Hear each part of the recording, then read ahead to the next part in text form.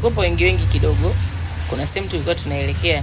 Hasa kufika njiani, Pius tumbo likaanza kumuuma. Akisema, wanangu hapa mimi tumbo linaniuma. Hiyo safari sidhani kama tunaweza tukafika. Inabidi niende niombe kwenda chooni. Tukaambia basi sawa. Wewe nenda, sisi tunakusubiri hapa. Basi Pius kaenda zake. Kufika pale kakuta wamama kibao nje wamekaa. Akasalimia za saizi, wakaitikia salama. Samani jamani, naombeni kwenda chooni.